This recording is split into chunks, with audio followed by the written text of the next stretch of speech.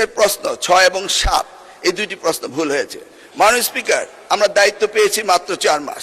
Question moderator আগে question moderator question করেছিল। আপনি জানেন যে কোশ্চেন মডারেট করতে হলে এই প্রক্রিয়াটি 2 বছর আগে থেকে শুরু করতে হয়। আমরা এসে কোনো কোশ্চেন তৈরি করতে পারিনি। বিগত গভর্নমেন্টের যে মডারেটর ছিল তারাই কোশ্চেন করেছে। Thank you. একটা নির্ভুল প্রশ্ন বানাতে সরকারের সময় লাগে 2 বছর, আর তোমরা তো সরকারকে সময় দিয়েছো মাত্র 4 মাস। তাহলে কি তোমরা নির্ভুল প্রশ্ন পাবা? আর এখানে আবার মিলন সাহেব মানে শিক্ষামন্ত্রী একটা কথা উল্লেখ করেছে যে এটা তাদের কোশ্চিন না, এটা পূর্বের সরকারের কোশ্চিন।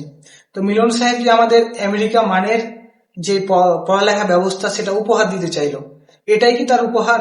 তিনি একটা কোশ্চিন 4 মাস ধরে বানাতে পারলেন না, পূর্বের সরকার থেকে কোশ্চিন নিয়ে পরীক্ষা নিলেন, তার উপর তিনি আবার কি বলছেন যে আমেরিকার মানে শিক্ষা ব্যবস্থা আমাদের দিবেন। একটা নির্ভুল কোশ্চিন যদি বানাইতে সর্বোচ্চ হলে সময় লাগবে 1 মাস, এর বেশি না, সর্বোচ্চ যদি সময় লাগে। তার উপর তো এবার অভিন্ন প্রশ্নে পরীক্ষা হচ্ছে, এবার তারও কম সময় লাগার কথা। তাহলে একটা প্রশ্ন তিনি বানাতে পারেন না, আর তিনি আবার বলছেন কি যে আমেরিকা মানের আমাদের শিক্ষা ব্যবস্থা দিবে। এটা একটা হাস্যকর হয়ে যায় না বিষয়টা?